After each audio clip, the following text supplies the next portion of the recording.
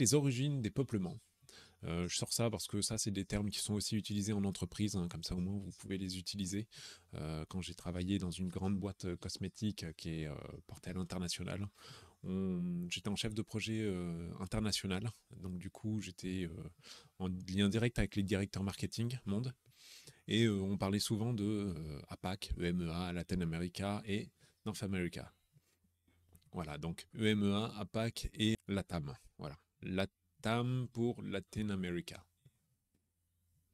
Voilà, donc tout ça, c'est des termes qui sont utilisés en entreprise, en grande compagnie. Donc dès que vous parlez d'APAC, bah, par exemple, on sait que c'est l'Asie-Pacifique, parce qu'à chaque fois, chaque développement de produit hein, est aussi peut être spécifique à une partie du globe, à un continent.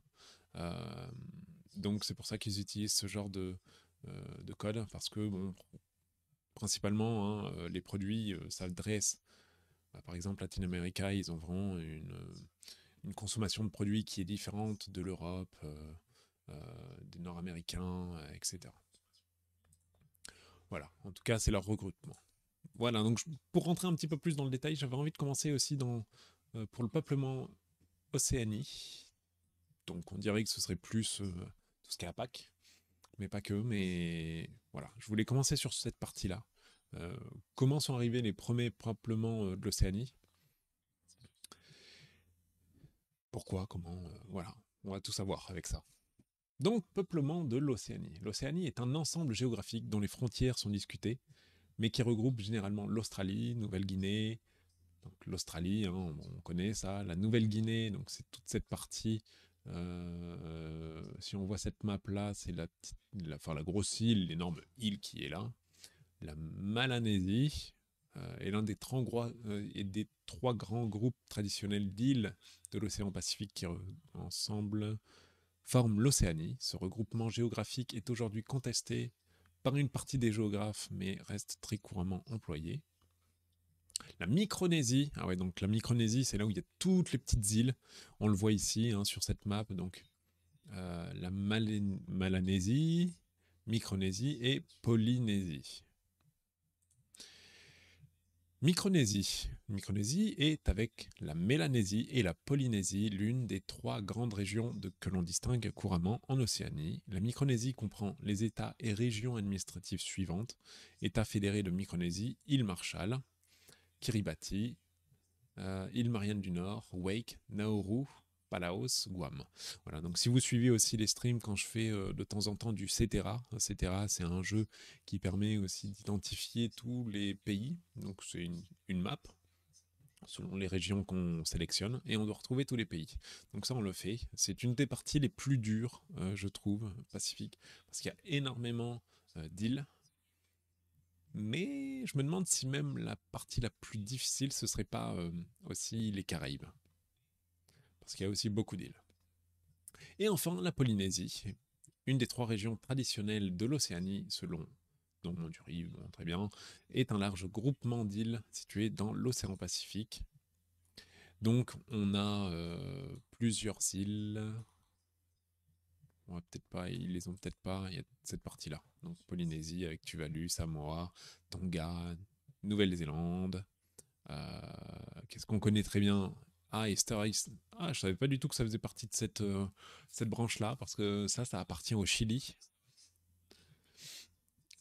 l'île de Pâques. Et enfin, la Mélanésie, il y a Fidji, Vanuatu, Nouvelle-Calédonie, les îles Salomon, donc tout ça c'est assez connu aussi avec la Nouvelle-Guinée. Voilà. Bon, je savais pas non plus. Euh, et ensuite Micronésie avec les îles Marshall. Toute cette partie après c'est plutôt l'Asie. Ok, très bien. Le peuplement préhistorique de l'Océanie s'est fait à travers les deux grands mouvements d'expansion. Le premier s'est introduit il y a 50 à 70 000 ans et a amené les Homo sapiens, chasseurs-cueilleurs, venus d'Asie continentale, à peupler l'insulinde. Alors l'insulinde ou Asie du Sud-Est insulaire, archipel archipel malais, autrefois appelé Malaisie, ou encore archipel indien, est l'un des vastes archipels montagneux s'étendant entre l'Indochine et l'Australie, et entre les océans Indien et Pacifique. puis l'Océanie proche, c'est-à-dire la Nouvelle-Guinée, l'Australie et certaines îles de Mélanésie. La seconde vague est la plus récente et débute il y a 6000 ans. Elle amène des agriculteurs et navigateurs venus de Taïwan et parlant des langues austronésiennes.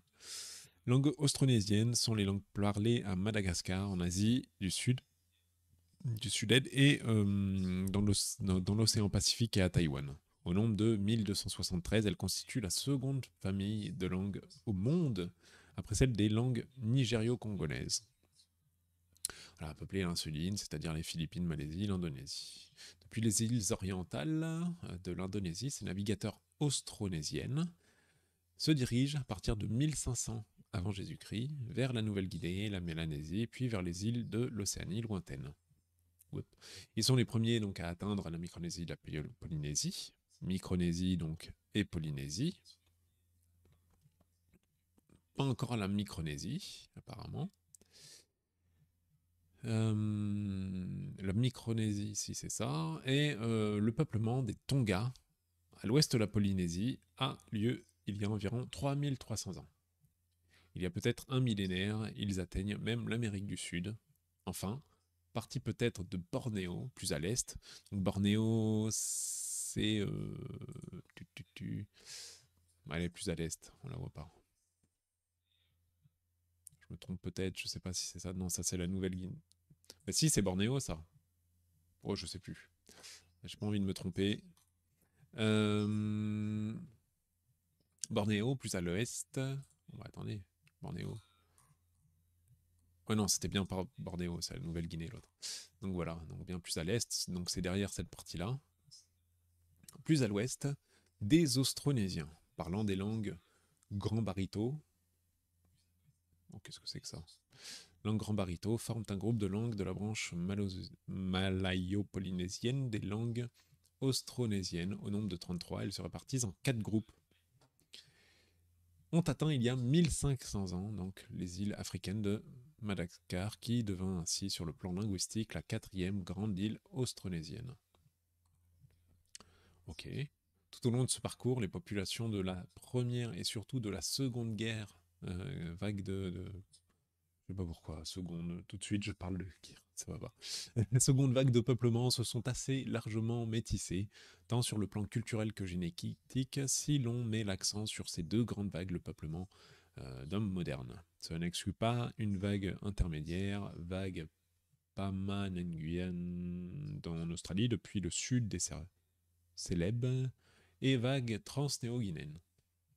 La question de l'origine des Océaniens a été l'un des termes majeurs de la recherche océanienne. C'est aujourd'hui, grâce à l'archéologie linguistique, génétique, une réponse à peu près cohérente à cette question. De nombreux potins, on s'en fout, les potins, je vois pas ce que ça fait dans Wikipédia. Premier Homo sapiens en Océanie. On ne connaît pas les traces d'espèces humaines archaïques qui auraient su dépasser la Wallacea.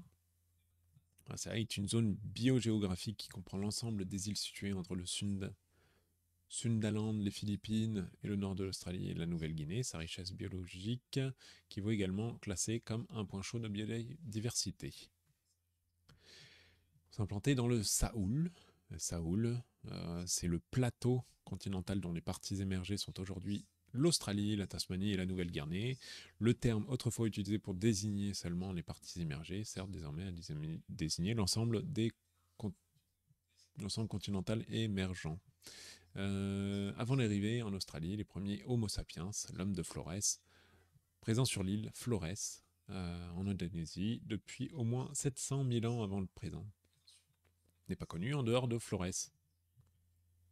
L'homme de Flores est une espèce éteinte du genre Homo, dont des fossiles ont été recouverts en 2003 dans la grotte de Liangbua, sur l'île indonésienne de Flores. Les outils lithiques trouvés sur le site couvrent une période allant de 190 000 à 50 000 ans, avant Jésus-Christ, forcément. Hop, on voit un peu le trajet qu'ils ont fait, donc effectivement, ils ont commencé à migrer. Il y a le détail ici. Migration du Sunda. Ils ont commencé par là, et ils sont partis un peu dans les îles Mariannes. Ensuite, toute cette partie-là avec la Nouvelle-Guinée. Ils sont partis aussi en Australie. Ils sont partis un peu d'huile, île Salomon, Vanuatu, Nouvelle-Calédonie, Fidji. Ensuite, les dernières, on va dire, c'est plutôt Fidji, Tonga, jusqu'à aller à Hawaï quand même, Polynésie française qu'on connaît actuellement, et l'île de Pâques. Voilà, et toute cette partie se rapproche de l'Amérique du Sud.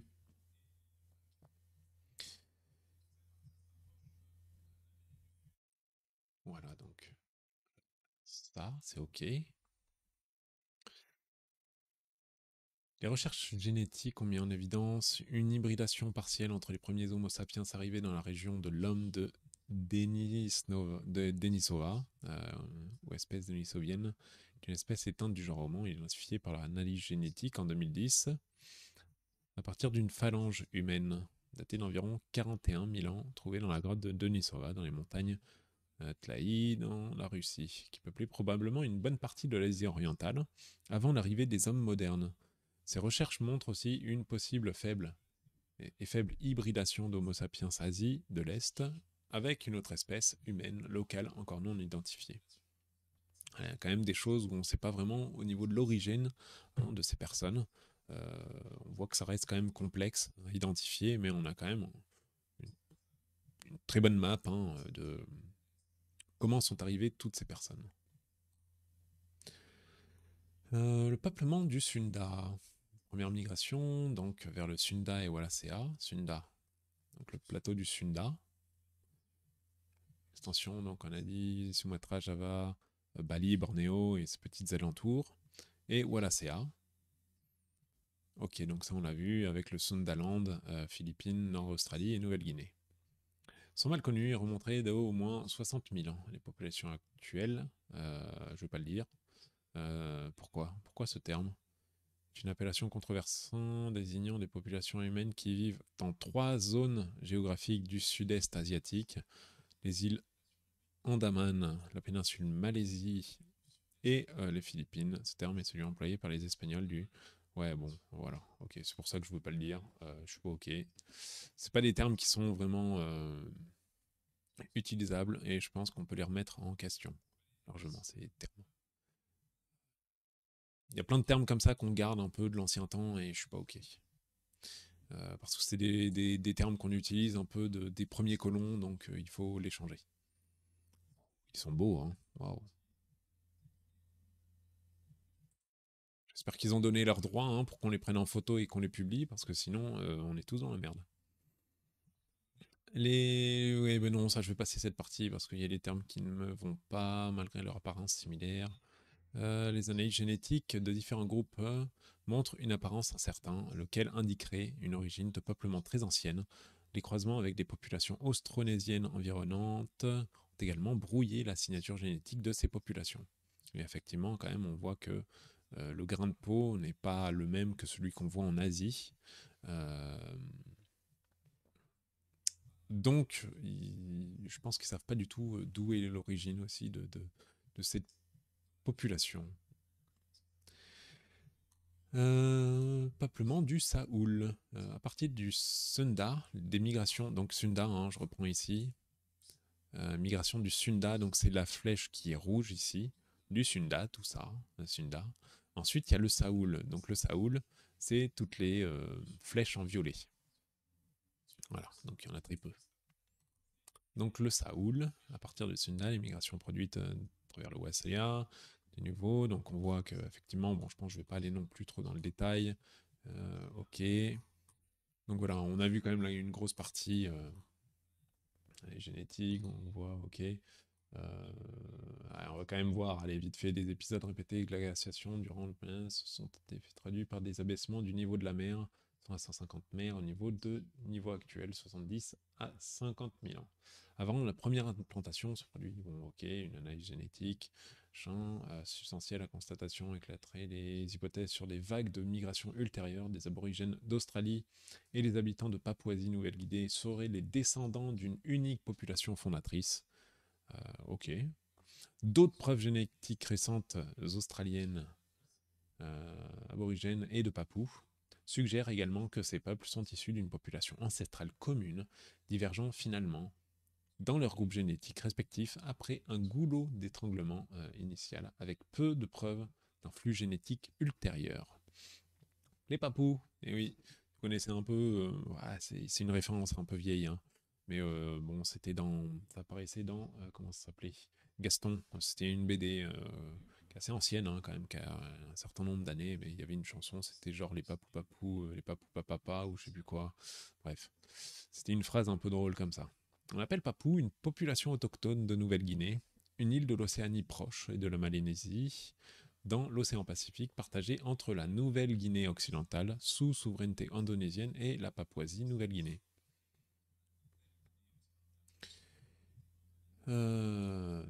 Ok, on pense que les hommes ont navigué entre Wallacea et Saoul, puis se sont diffusés à travers le continent. Les modèles convergent vers l'idée que la première entrée en Nouvelle-Guinée par Célèbes, c'est une île du nord de l'Indonésie, et la plus probable, bien qu'une route du sud à travers Bali, Timor et le plateau Saoul, maintenant noyée dans la mer d'Arafura. Ok, je ne la connais pas du tout. Mhm.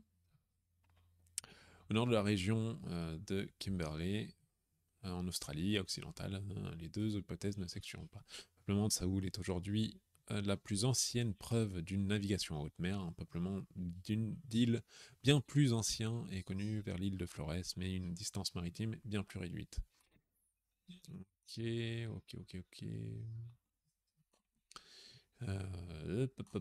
Ok, c'est 12 000. Avec la fin de la dernière période glaciaire. Ok, très bien. Vague austronésienne. Donc ça, on a vu, c'est la dernière. Austronésienne. Non, c'est pas la dernière, qu'est-ce que je dis? Pas du tout. Austronésienne, eh ben ils l'ont pas mis là-dedans. Donc, origine asiatique, il y a 6000 ans, des habitants du littoral de la Chine du Sud, cultivateurs de millet et de riz, commencent à traverser le détroit pour s'installer à Taïwan. Leurs descendants, parlant toujours des langues austronésiennes, sont les actuels aborigènes de Taïwan. Oh, aborigènes de Taïwan sont les descendants les plus anciens occupants de l'île de Taïwan, population des tribus d'origine austronésienne, reconnue par le gouvernement de Taïwan et estimée de 2022 environ 580 000 personnes. Le nombre de personnes enregistrées, bon ok. Donc quand la Chine dit que bon, c'est qu'à eux, il y a quand même un peuplement aborigène à l'origine. Donc ça peut toujours remettre en question les choses qui sont dites, euh, qu'importe qui ils sont, il y a toujours même au niveau politique, hein, toujours se méfier, toujours vérifier les informations à l'origine. Leurs descendants parlant toujours des langues austronésiennes, on a vu que c'était parlé à Madagascar, Asie du Sud, Pacifique et Taïwan. Entre la fin du 3e millénaire et 1500 avant Jésus-Christ, de nouvelles migrations permettent l'installation de groupes que l'archéologie désigne comme venant de Philippines, du nord de Bornéo, Sulawesi, Timor et d'autres archipels indonésiens. La culture du riz commence à régresser dans certaines zones au profit de nouvelles plantes tropicales. Et le riz sera d'ailleurs peu diffusé dans le Pacifique à l'exception des îles Mariannes et au nord de la Micronésie. Vers 1500 avant Jésus-Christ, un autre mouvement mène de l'Indonésie vers les rives de la Nouvelle-Guinée, la Mélanésie, et les Austronésiens, sans doute les premiers grands navigateurs de l'histoire de l'humanité. Donc c'est eux, les Austronésiens, donc les membres de populations parlant les langues austronésiennes. Donc c'est tout ce qui est Indonésie et Madagascar. Voilà. Si ouais, c'est quand même sympa comme référence, hein, mais il y a Vaiana, le film d'animation de Disney qui parle un peu de ce genre de choses. Ouais, c'est la petite référence, on va dire, plutôt, plutôt mignonne. Mais ouais, on voit que c'est quand même un peuplement qui a quand même des racines très fortes avec la navigation. Là. Les Lapitaines de le père Automeilleur, bon ça je suis pas sûr que ce soit très intéressant. On va passer à navigation austronésienne. Voilà, comment est-ce qu'ils ont fait pour traverser? On ne connaît rien des techniques de navigation des colons de la première vague de peuplement, sinon qu'elles existaient forcément. En effet, le peuplement de Saoul et les îles de Nouvelle-Guinée, donc Saoul, on le voit à chaque fois, c'est fait en traversant des mers comme le Wallacea. Bon, il faut quand même que je clique dessus, voilà, Wallacea, c'est cette partie-là. Avec donc, du coup, là, c'est la Nouvelle-Guinée, si je me trompe pas. Euh, c'est l'Indonésie, je sais pas comment ils ont fait leur truc. Oublions. On connaît mieux les techniques de navigation des Austronésiens, car celles-ci étaient encore largement utilisées à l'arrivée des Occidentaux. L'ampleur des traversées, parfois sur des milliers de kilomètres, a étonné les premiers observateurs européens. En effet, ces distances et la très faible densité des terres dans le Pacifique semblent rendre improbable la réussite de tels voyages. Pour trouver une île, la navigation au hasard est largement insuffisante. Les Océaniens ont donc développé une science de la navigation très fine. Donc voilà, on commence à voir quand même des sortes de schémas de comment est-ce qu'ils ont fait pour se rendre d'île en île. Par contre, comment est-ce qu'ils ont fait pour trouver les îles à chaque fois? Comme l'indiqué en 1925, Elson Best, je sais pas pourquoi je lis ça, l'auteur note cependant des navires identifiés par les premiers Européens dans la région étaient trois types. Donc des pirogues à simple coque, des pirogues à double coque et les pirogues à simple coque à balancier. Voilà, donc une pirogue à balancier, c'est ce qu'on voit de temps en temps dans certains documentaires où on voit que la personne se tient sur l'autre côté, comme ça au moins ça fait surélever un peu ça pour qu'ils prennent le plus de vent. Un pirogue à balancier encore, mais plutôt Madagascar. Des catamarans.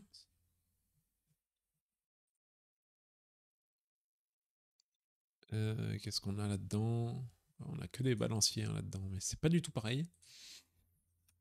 Les catamarans et les praos. Alors les praos, je sais pas du tout ce que c'est. Ok, bah c'est ça. C'est ceux avec balancier et les catamarans. Bah, c'est ce qu'on utilise actuellement maintenant pour prendre de la vitesse, pour se faire plaisir aussi euh, au niveau maritime. Navigation. Permettre de remplacer la quille absente et d'éviter ainsi le chavirement des pirogues par grosse mer ou vent de travers. Ils sont cependant relativement fragiles. Ils ne semblent pas avoir été utilisés pour la navigation au grand large. Ce sont, semble-t-il, des grands catamarans formés de deux grandes pirogues solidaires qui ont été formés, qui ont été le moyen de navigation hauturier dominant les Austronésiens, du moins aux périodes préhistoriques. La tradition orale maori évoque ainsi une flotte de 13 grandes pirogues doubles à l'origine du peuplement de la Nouvelle-Zélande. Les Maoris, population polynésienne autochtone de Nouvelle-Zélande, ils s'y seraient installés par vagues successives à partir du 8e siècle et ils sont aujourd'hui plus de 892 000, soit 17% de la population néo-zélandaise. Ah, ça tombe bien en plus, on est en pleine époque de Coupe du Monde de rugby avec les Néo-Zélandais chez nous. On pourrait aller un petit peu plus loin là-dessus, mais bon, je pense qu'on va dépasser un peu du scope. Il y a pas mal de choses qu'il faut qu'on voit. Quand même, on a envie, hein, autochtone, et se sera installé par vagues successives. À partir de quelle époque? Ouais, si, on l'a dit, 8e. Avec la diaspora. Hum, hum, hum, hum. Ok, bon.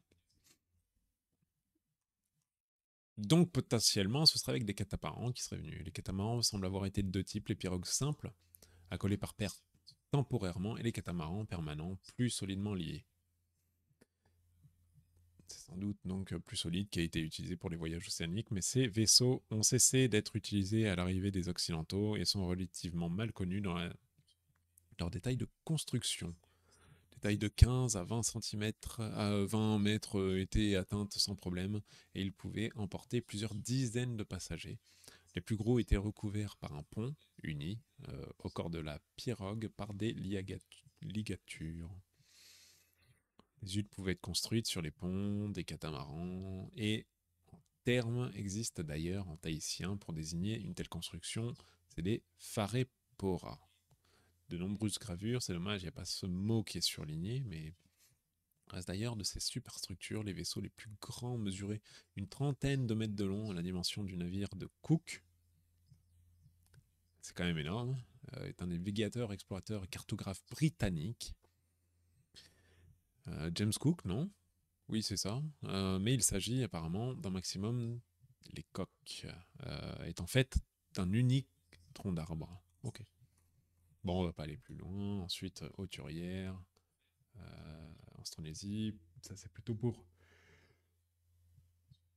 non seulement pour les voyages d'exploration, mais aussi pour les voyages de commerce au long cours, comme ceux qui reliaient Micronésie et Vanuatu. La boussole ou le sextant étaient inconnus. La navigation se faisait en fonction des diverses indications. La première est la position du soleil, laquelle permet de repérer les points cardinaux. Le soleil se lève à l'est, se couche à l'ouest et trouve au sud et à midi. Ou au nord, dans l'hémisphère sud. Ok. La nuit. Les étoiles sont aussi un précieux repère. L'étoile polaire indique le nord dans l'hémisphère nord, tandis que la croix du sud indique le sud dans l'hémisphère sud. Voilà. C'est facile, l'étoile polaire, faut quand même la reconnaître. Avec la Grande Ourse et la croix du sud, une petite constellation de l'hémisphère du sud, la plus petite de toutes les constellations, qui contient notamment les amas d'étoiles, appelées la boîte à bijoux.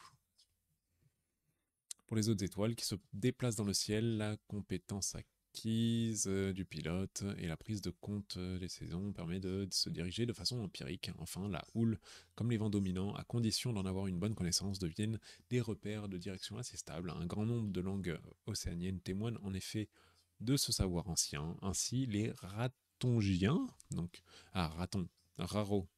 rarotongiens, désignent le vent qui souffle d'est en ouest. Tonga, un vent du nord. Oh, c'est beau, ça veut dire que l'île vient de ce nom.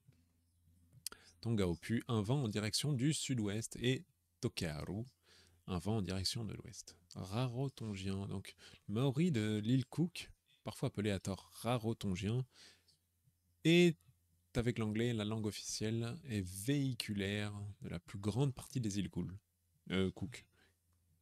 Rarotongien, je ne connaissais pas du tout le terme. Le terme, la langue. En combinant ces différentes indications, position soleil, étoile marin, les navigateurs austronésiens ont pu mener leurs expéditions de commerce ou d'exploration au grand large. Très bien. Approche des îles. Vu à faible taille, certaines îles s'en approcher n'est pas suffisant. Il faut les trouver précisément pour cette localisation cabotière. Les navigateurs utilisaient une gamme variée de repères. La présence de certains types d'oiseaux de mer indique une terre à proximité, alors que certaines espèces peuvent s'éloigner des terres pendant des jours. D'autres restent à proximité des rivages. Ainsi, suivant l'espèce, on peut évaluer la distance de la terre bien avant de l'apercevoir. De plus, le soir, certaines espèces reviennent à terre après avoir pêché le poisson qui les nourrit. Il suffit alors de suivre la direction que leur vol indique pour trouver la terre. La couleur de la mer trahit également la nature des fonds, et la diminution de la profondeur par la modification de la couleur de l'océan qu'elle entraîne peut indiquer la proximité d'une terre.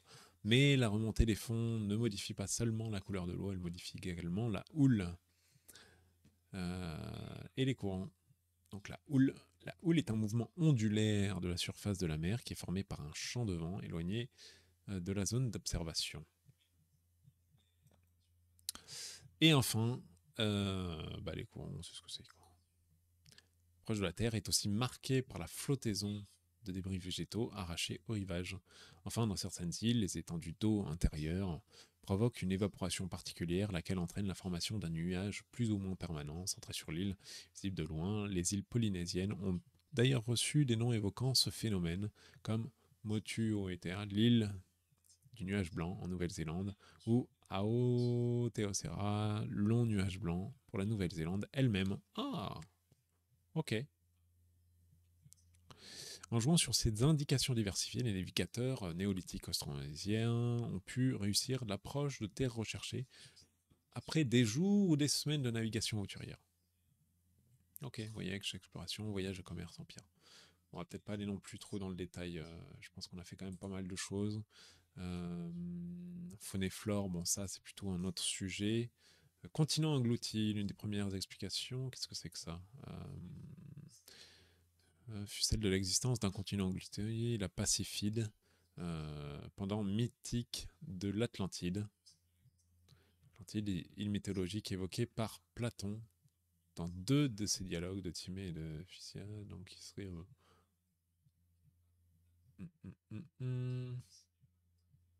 Ah, effectivement. Selon cette thèse, les Saoniens seraient les descendants des habitants de ce continent aujourd'hui disparu, duquel il ne subsisterait pas que quelques sommets émergés des îles du Pacifique. Cette théorie est formulée pour la première fois par le naturaliste et de la troisième circonvallation de James Cook, James Foster. Elle est par la suite reprise dans l'ouvrage du belgo-français Jack Machin, Voyage aux îles du Grand Océan. L'Atlantide, pour reprendre vite fait, hein, c'est assez connu, est une île mythologique de Platon dans 2 des dialogues. Cette île qui se situe au-delà des colonnes d'Hercule est dédiée à Poséidon et après avoir connu un âge d'or pacifique, évolue progressivement vers une thalassocratie. Est un état dont la puissance est fondée principalement sur la domination de la mer. La tassopolitique occupe alors une place importante des politiques globales de la nation, dont l'expansion est arrêtée par Athènes, avant que l'île ne soit engloutie par les faux par un cataclysme provoqué à l'instigation de Zeus. Si le mythe a été peu commenté et a peu d'influence durant l'Antiquité, il a suscité un intérêt croissant à partir de la Renaissance, au-delà de la portée philosophique et politique, et il a donné naissance à de nombreuses hypothèses. Certains affirment que l'Atlantide est un lieu qui aurait réellement existé et qu'il serait possible de localiser dans le même temps. L'Atlantide inspire de nombreuses interprétations ésotériques, allégories ou encore patriotiques qui ont donné lieu à une abondante littérature. Effectivement. Donc, on ne sait pas si ça existe ou pas. Les colonnes d'Hercule. Les colonnes d'Hercule est le nom donné dans l'Antiquité classique aux montagnes qui bordent le détroit de Gibraltar. Il s'agit du rocher de Gibraltar, au nord, sur la rive. Donc, on va voir, il y a peut-être une map qui est ici. Non, on voit pas. Eh ben, on voit pas. C'est pas grave. Ce qui est bizarre, c'est que là, ils disent insule atlantique. Il y a l'Afrique, Hispanie et l'Amérique qui est ici. Donc c'est quand même un petit peu bizarre au niveau de leur map.